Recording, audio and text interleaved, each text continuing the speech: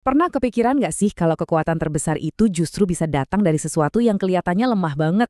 Nah, kali ini kita bakal bedah sebuah ide yang mungkin agak melawan logika dengan belajar dari seekor guru yang, ya, sama sekali nggak terduga dari dasar lautan. Kita semua pasti pernah deh ngalamin ini.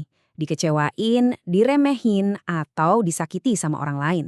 Pertanyaannya, pas itu terjadi, membiarkannya gitu aja itu tanda orang yang kuat atau justru tanda orang yang lemah? Ini dilema yang manusiawi banget kan?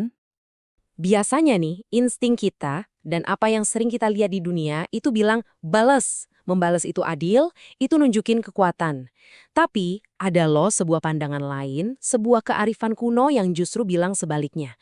Katanya, kehormatan sejati itu ada di pengendalian diri dan kemuliaan tinggi justru ditemukan pas kita mampu mengabaikan sebuah kesalahan.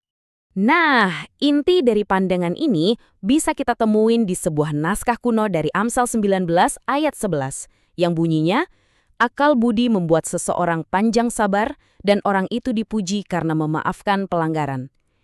Ini kedengarannya radikal banget ya. Di dunia yang serba reaktif kayak sekarang, ide buat sabar dan maafin justru dianggap sebuah kemuliaan. Oke, sekarang mari kita lihat. Gimana alam bisa bantu kita memahami ide ini.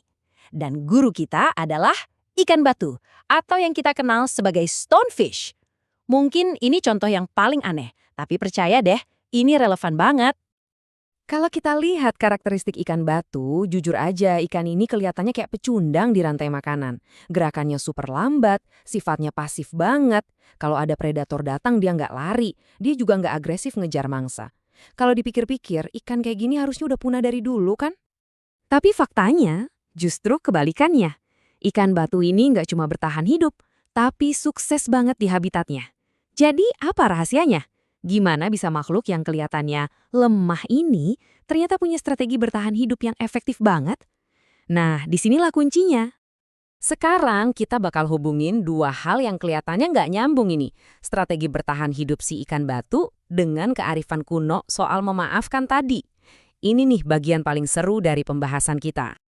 Coba deh kita lihat perbandingannya. Sifatnya yang lambat dan pasif, di analogi kita itu adalah cerminan dari pengendalian diri dan gak cepat marah. Terus, kamuflasenya yang sempurna, yang bikin dia nyatu sama lingkungan, itu mirip banget sama konsep kasih yang menutupi pelanggaran. Dan racunnya yang mematikan, yang jadi senjatanya, itu bukan kekuatan dari luar, tapi dari dalam. Nah, ini melambangkan kekuatan batin yang datang dari kearifan dan sumber spiritual. Hasilnya apa? Buat si ikan, dia bisa bertahan hidup. Buat kita, itu adalah kemuliaan. Jadi, dari analogi tadi, kita bisa tarik 3 pilar utama dari strategi ikan batu ini. Pertama, jangan cepat marah. Kedua, tutupi pelanggaran. Dan ketiga, bersandar pada kekuatan yang lebih besar dari diri kita sendiri. Yuk, kita bedah satu persatu.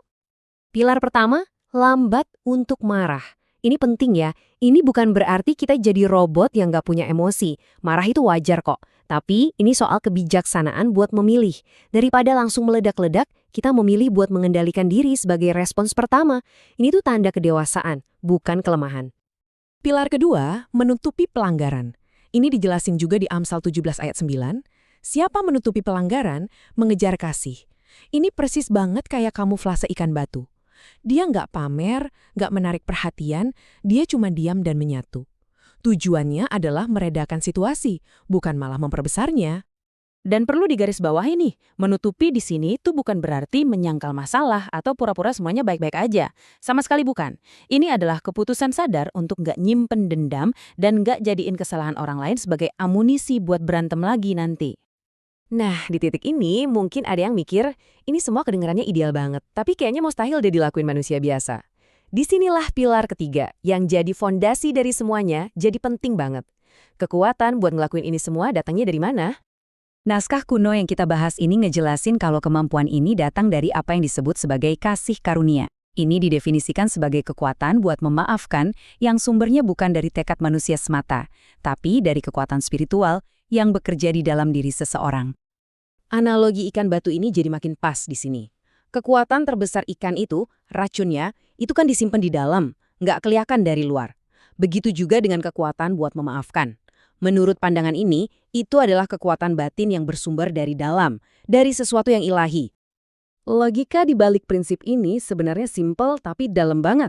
Kita dimampukan untuk memberi pengampunan ke orang lain karena kita percaya kalau diri kita sendiri pun udah menerima pengampunan yang jauh lebih besar. Ini kayak siklus, memberi apa yang udah kita terima. Oke, jadi mari kita tarik kesimpulannya. Strategi ikan batu ini pada dasarnya ngajak kita buat mendefinisikan ulang arti kemenangan dalam sebuah konflik. Kemenangan yang sejati itu bukanlah pas kita berhasil balas dendam. Itu cuma kepuasan sesaat. Kemenangan yang sesungguhnya adalah kemenangan karakter, kemenangan atas ego kita sendiri. Ini adalah kemenangan yang didasari kedewasaan, dan kekuatannya jauh lebih awet. Dan kita kembali ke titik awal. Akal budi membuat seseorang panjang sabar dan orang itu dipuji karena memaafkan pelanggaran. Setelah melihat analogi ikan batu, kalimat ini jadi terasa jauh lebih dalam maknanya, bukan? Mengabaikan kesalahan bukan lagi soal kelemahan, tapi justru sebuah pertunjukan kekuatan dan kemuliaan yang tertinggi. Pada akhirnya, pilihan ada di tangan kita masing-masing. Saat dihadapkan sama kekecewaan atau rasa sakit hati, strategi mana yang bakal kita pilih?